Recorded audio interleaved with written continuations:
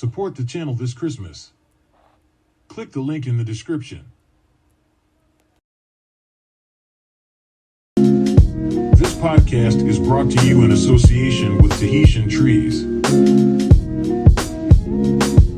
It kind of looks like clearly that he did it and then lied about it, sort of thing. So it's like it's one of those where it's all been a bad look, and people are looking to stick the boot in while they can. You know. Also, I've seen every interview he does recently. He just looks angry. They do him on the thumbnail. So he's like, yeah, it'll say beep beep beep, and then I've just seen the last one he did. He was having to go at the PBC. Errol Spence and Crawford and Spence. Crawford. Yeah, crazy if they didn't want it. They're ludicrous if they don't want it. Yeah, you it's know, the best fight out there, isn't it, for them? Yeah, they're in it to make money. They're in it to have their name go down in the history book. So if they genuinely don't want it, then there's something very wrong. Hello, and welcome to another episode of Another Round. I've got some interesting fights to talk about. I myself, Mike Thomas, and my co-host again, Hamza Hanif. We're going to be looking at the return to the ring for Teofimo Lopez. He's got an exciting fight coming up. And then we've also got as well David Avanesyan, and obviously controversial fight for Crawford. He's chose to kind of under his wing to sort of sneak in a fight with David Avanesyan. See him come back, get into the ring, get some of that ring rust off. And of course we have David Avanesyan as well, coming up against Crawford. So that's an interesting fight as well. Yeah, Crawford, kind of interesting move for him to sort of organize that fight whilst he was supposed to be making the biggest fight of his career in Errol Spence. I'd love to know what the fallout with that was and why that happened when, presumably he's in negotiations for Errol Spence. And we might not never know because there's two sides to every coin. You've got Crawford's side of it where he's saying, I'm not in a contract. I can fight who I want. I'm not in anybody's I'm not part of anybody's promotional team. I've got my own, and I'm part of this BLK Prime thing that he started, and then Errol Spence's side is saying, you don't have the same platform or profile that I do or whatever. You should be fighting under my terms and my broadcasting rights and under what Al Heyman, who kind of runs the things and puts the money into it, is what he wants to do. So that's going to cause a lot of conflict. There's already a lot of conflict in it. And in the meantime, obviously, he's fighting David Avanesyan, which is an interesting fight, which I think Crawford probably got a bit too much for David Avanesyan, but David Avanesyan's very skillful in his own right. Very hard hitting as well. But I think I can just see Crawford probably winning on points. I would imagine he'd probably win that on points. Actually a really good fight, to be honest with you. And I think it's a fight that's probably never going to get the credit that it deserves because, like you say, Crawford was in the middle of negotiations for the biggest welterweight fight for what would have been a very, very long time, so probably since Mayweather.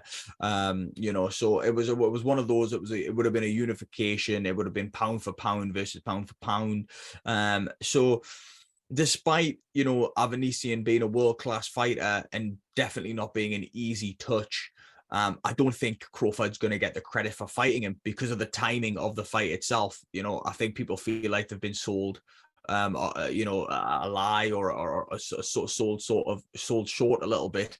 And I think, he's taking on this tricky, dangerous fighter for what is going to probably be very little credit in the end, because people are going to just be like, so when are you fighting Spence? And he's going to be in exactly the same position that he was before he entered into the fight with Avanesyan. That's my opinion on it. I agree. Mate, it's a lose-lose because, if he wins, it's like, oh, well, yeah, obviously you're expected to win that. They expected him to win that, especially on the state side as well, where David Avanesyan's less known. He's heavily promoted by Eddie Hearn, but not so much in America. So if he beats him, everyone's going to be like, oh, obviously we're going to win. And then if he's in any kind of trouble, they're going to be like, oh, I can't believe we're even talking about him in the same room as Errol Spence, or, whatever they'll say, they'll give him a hard time. Do you know what I mean? So well, that's it. I mean, that's it. I mean, we all sort of, Josh Kelly was one of those big hopes for the next big thing in British boxing before Conor Benn was, and when he got absolutely destroyed and dismantled in that fight against Avanesyan, that kind of really announced him on the scene, and on the world scene. So it was one of those things where he is quite well known European. In the European scene, and he's not very well known in the States. And again, it's one of those where Crawford's fighting a skilled, dangerous, hard-hitting, world-class fighter. And it's the worst time for him to be doing that, because it's like everyone's looking at it like, you were supposed to give us this Spence fight. There's nothing now standing in the way of it in terms of promoters or anything like that. And instead, you've backdoored us here a little bit, and you've took on this other fight.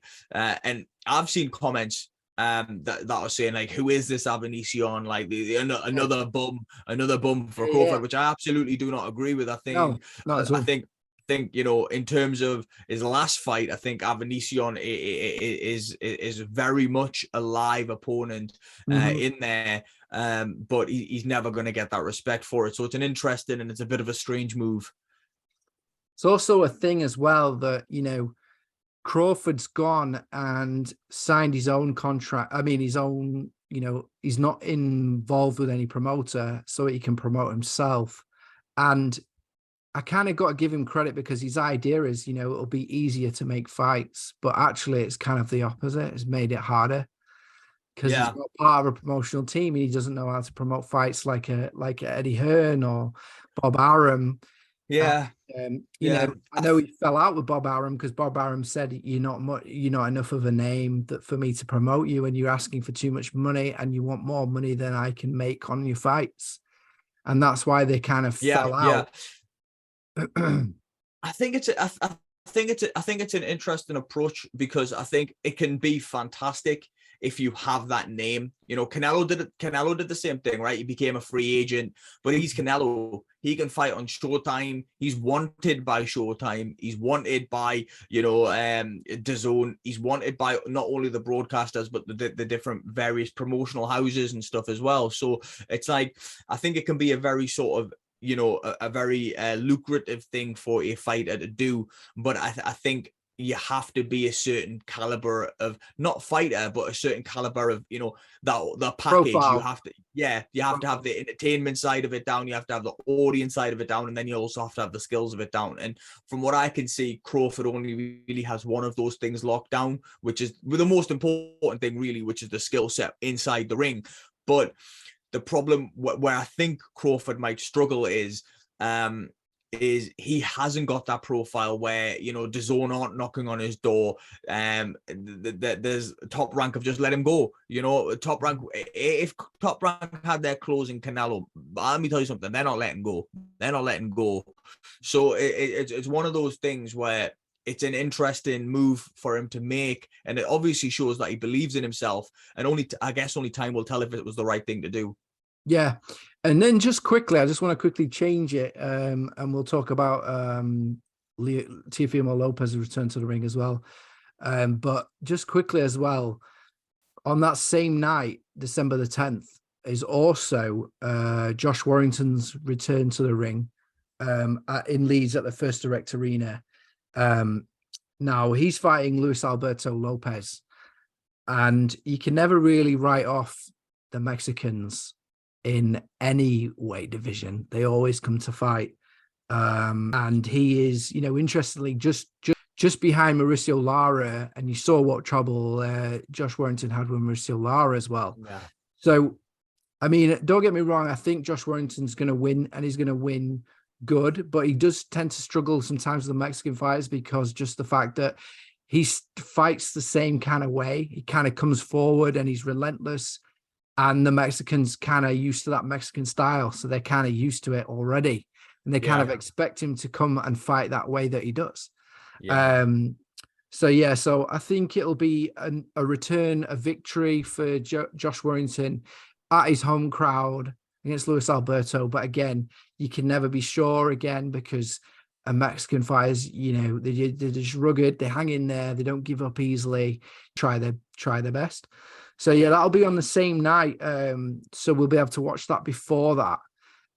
But then just quickly, we've got Teofimo Lopez on the 10th of December, Madison Square Garden, New York, against Jose Pedraza.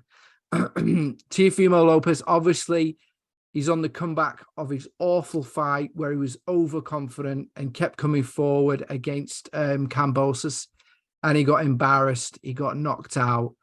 Didn't change his style because I think it was more like arrogant, if you like. Didn't give Kambosos any respect and just kept coming forward, and he kept getting paid, and he kept paid for it. So this is his chance to come back with a substantial win.